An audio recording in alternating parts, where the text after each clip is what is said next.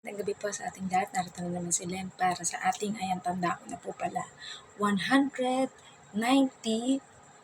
day na ating sharing and devotion with you. And today, November 14, ay birthday po. Happy 60th birthday sa aming senior pastor, ang ating tinuturing na second father dito sa Hong Kong, Pastor Rodel Gabayan Senior. Ayan, kasi may junior siya, ang kanyang anak na si Doc Junjun. Ayan, so ngayon ang ating Thursday devotion sa Alive in Christ ay ang tunay na celebration ng actual birthday ng ating Pastor Rodel na yan. So, hindi man ako nakabati at nakasama sa celebration nung Sunday, but ayan, I just wanna say a message of thankfulness to Pastor Rodel, and ayan, hopefully in the praying sa Sunday ay makakapagsimba na ako para personally ay mabati natin si Pastor.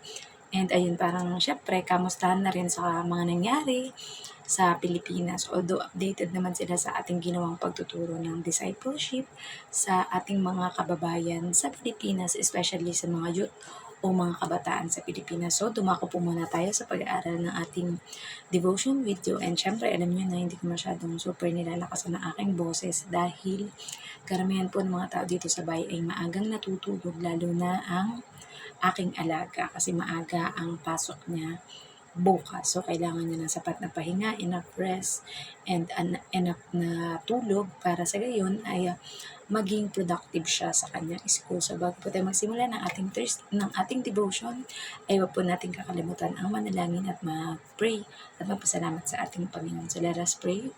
Ama namin Diyos na makapangyarihan sa lahat, narito po kami, Panginoon, nagpapasalamat muli sa buhay, kalakasan at hiningan na ipinagkakaloob niyo, Panginoon. Salamat din po sa mabubuting amo, Panginoon, na tunay nga, Panginoon, na sabi niyo sa inyong mga salita that when the time is right, the Lord will make it happen, Panginoon. At thankful po, Panginoon, na ipinagkaloob niyo sa akin ng mga answered prayer na ito, Panginoon, na sa kanila niyo ako ipinagkaloob na maging helper nila, Panginoon. Ang nawa po, Panginoon, kung paano ang inyong mga alagad, Panginoon, ay naging helper ninyo, Panginoon, sa pagpapalago ng ministeryo. Ay dinadalangin ko rin po, Panginoon, na ang inyong lingkod ay inyong maging kasangkapan, Panginoon, o mouthpiece, Panginoon, upang maipahayag ang inyong mabuting balita sa lahat ng tao, Panginoon. Alam po namin na kayo ang may kakayang magpabago, may kakayang humipo sa puso, isip at kaluluwa ng mga makikinig, Panginoon, at nawa ay hindi lamang nila ito mapapakinggan, ngunit maisa sa buhay o may i-apply namin sa aming buhay, Panginoon. Dalangin po namin ang paggabay ng inyong banal na Espiritu, Panginoon, at ang inyong kaningningan at kalwalatian at glory, Panginoon, ang siyang makita ng lahat at hindi po ang sa inyong lingkod. Muli, binabalik po namin lahat ng papuri at pasasalamat sa tanging pangalan ng bugtong na anak na si Jesus. Amen. So, ayan, magsimula po tayo dito sa Lucas 21:38. Ayan, so hindi ko na po nasunod yung guidelines ng ating pagde-devotion kasi na-over baggage po ako. So, naiwan ko pa yung isa kong devotion journal or devotion notebook sa Pilipinas. So, yun talaga yung continuation ng ating devotion. Pero dahil yung latest na yung nadala ko na notebook, so dito na tayo nagsimula, di ba? So, nakalagay sa Lucas 21:38, maaga pa'y pumupunta na sa templo ang mga tao upang makinig sa kanya. Ang mga tao dahil ay maaga pa lang ay pumupunta na sa templo, ang mga nakikinig kay Jesus.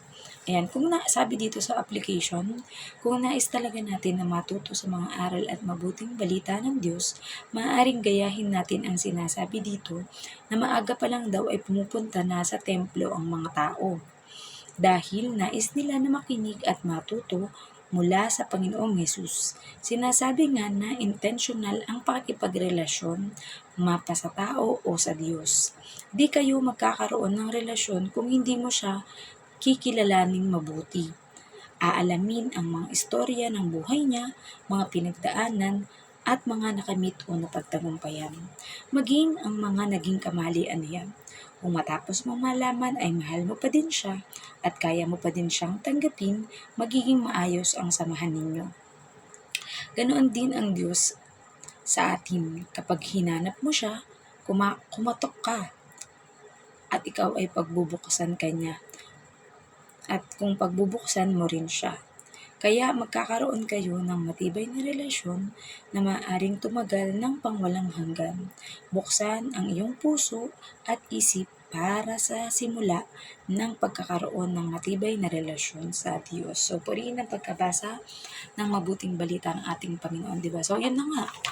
Tayo ba, di ba, kapag halimbawa, oras ng pagsimba, di ba, Sunday service, or kahit anong araw niyo man ginagawa inyong pagsimba or Sunday service, di ba? Kayo ba ay laging maaga o laging late, di ba? So, dito makikita natin sa example na yung mga tao, di ba, kapag may taong mahal ka, di ba, excited ka na lagi-lagi mong makita yung taong yun. So, dapat kung sinasabi natin na mahal natin ang ating Panginoon, ang ating Panginoong Yesus, dapat maaga pa lang naroon na tayo sa mga gawain like prayer meeting, Bible study, Sunday service, o mga practice kung ikaw ay merong ministry sa simbahan, di ba? Yung kumbaga wala kang magiging alibay or wala kang magiging excuses para hindi ka makapunta. Pero liban na lang kung meron talagang mga special na mga kaganapan o sitwasyon, kagaya ako, tinanggap or inaccept ng aking mga ka-churchmate kung bakit di ako nakapagsimba nung Sunday, nung linggo. Kasi nga, kadadating ko pa lang sa mga amo ko nung Webes, saktong birthday ng ni Lola dito na nanay ng amo kong lalaki. Tawag dito, nag-request sila na di mo na ako lumabas kasi nga maraming gagawin, marami pa akong kakabisaduhin.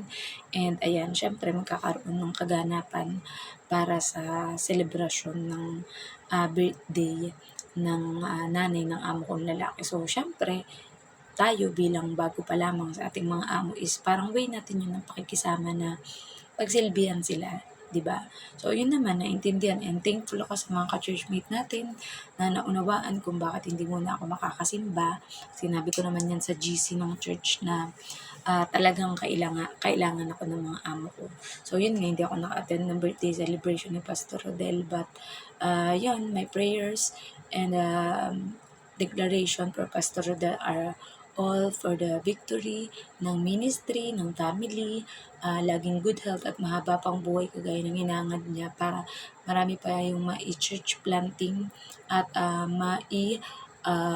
tatag or matrain ng mga leaders, pastors, and mga ministers to go all around the world para ma-preach ang mabuting balita or good news at word ni God, diba? So, ganun din tayo, diba? Kailangan kapag mahal natin yung isang tao at ang lalo higit ating Panginoon, kumbaga magiging intentional at talagang nanaisin mo na ano ba yung mga bagay na nakakapagpasaya sa ating Panginoon, ano ba yung mga bagay na kinatutuwa niya, diba? Ano ba yung mga gusto niya? So, talagang yun yung pagsusumikapan mo dahil kahit sa taong minamahal mo or gusto mo, nais mo na napiplease siya sa mga ginagawa mo, diba?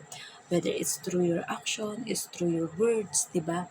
Lalong higit sa pagpapakita mo ng care and concern dun sa taong yun and hindi mo hahayaan na masira yung trust o tiwala niya sa'yo, diba? Nakakagaya tayo bilang example, bilang pagiging isang helper or katulong dito sa Hong Kong, diba?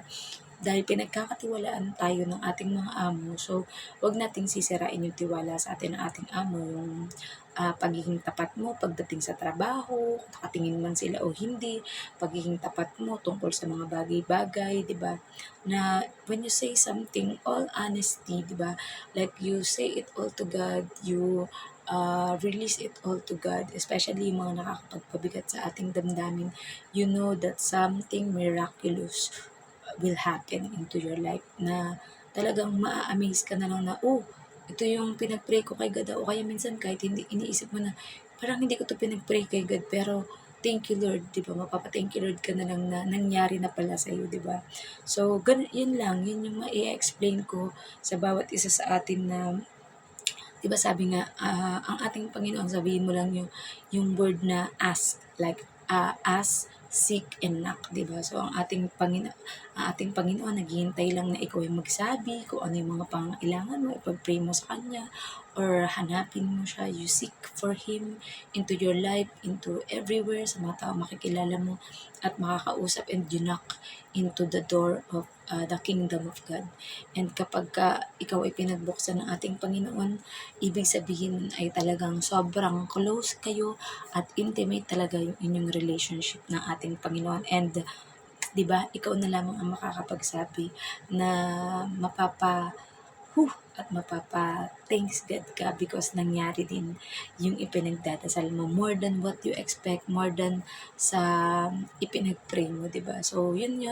So, nawa ay may natutunan po kayo sa ating sharing ng devotion. Kailangan ko na rin po magpahinga dahil bukas ay maaga na naman gigising para asikasuhin ng ating mga amo. So, bago po tayo mag-end, ay huwag po natin kakalimutan ng mag-closing prayer.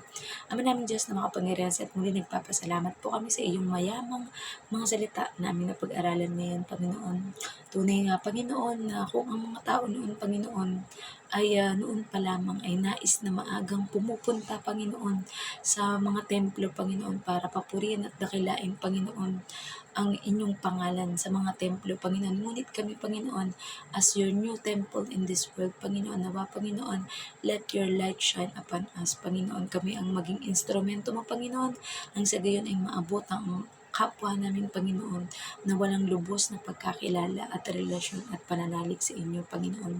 Ganyan din po, Panginoon, dinagdadasal po namin ang lahat ng mga pinansyal na problema ng bawat isa, Panginoon, whether it's sa negosyo o sa trabaho, Panginoon, at kaming mga OFW o mga nangingibang bansa, Panginoon, na kinakaya ang lahat ng mga pagsubok na mararanasan namin, Panginoon, alang-alang sa magandang buhay na nais naming maibigay, Panginoon, sa aming mga pamilya, lalong higit sa aming mga anak, Panginoon. We pray, Lord God, para sa kaligtasan ng mga hindi pa nakakakilala sa inyo. We pray, Lord God, para sa mga kagalingan or healing, Panginoon, saan may mga sakit at karamdaman, whether it's physically, emotionally, or spiritually, Panginoon. Alam namin, Panginoon, that you are a great healer, Panginoon. There's nothing impossible to you, Lord God, if we come to you into prayer, Panginoon. Ano mang mga sakit yan, mga malalaman o hindi, Panginoon, ay kayang-kaya niyong lusawin at tunawin, Panginoon. Gayun po, Panginoon, our relationship with others, Panginoon, that there will be a harmonious relationship within us, Panginoon, at sa aming kapwa, Panginoon.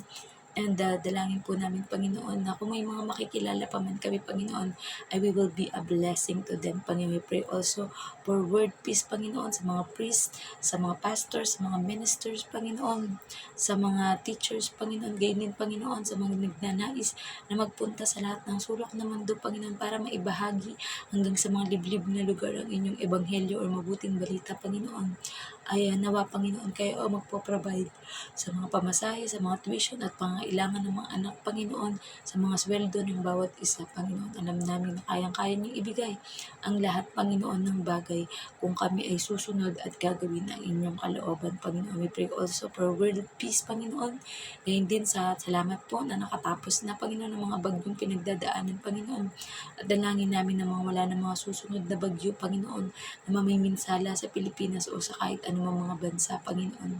We pray also, Lord God, na anumang nangyayaring mga kaguluhan ay wala na pong magiging war, Panginoon, wala na pong magiging gera, Panginoon, sa bawat mga bansa, Panginoon, at ang bawat isa ay magmamahalan at magpapatawaran, Panginoon. Dalangin din po namin, Panginoon, na ang lahat ng mga secret prayer and petition ng bawat isa ay nakarating na sa inyo, Panginoon. At kung ano man po ang kalooban ninyo, Panginoon, ay mangyayari at magaganap sa aming buhay, Panginoon. Kayo po ang siya maghari at mapapurihan sa lahat ng aming ginagawa, sinasabi, sa lahat na aming naririnig, Panginoon, na nawa magdulot ito, Panginoon, ng knowledge and wisdom, Panginoon, na nagmumula sa inyo, Panginoon. And nawa, Panginoon, na inyong great commission, Panginoon, that go therefore and make disciple of all nations, Panginoon, ay magawa ng bawat isa ng buong kagalakan, Panginoon, at buong pagtitiyaga. Muli, binabalik po namin ang lahat ng papuri at pasasalamat sa tanging pangalan ng butong na anak na si Jesus. Amen. Good night po sa ating lahat and God bless. Bye-bye.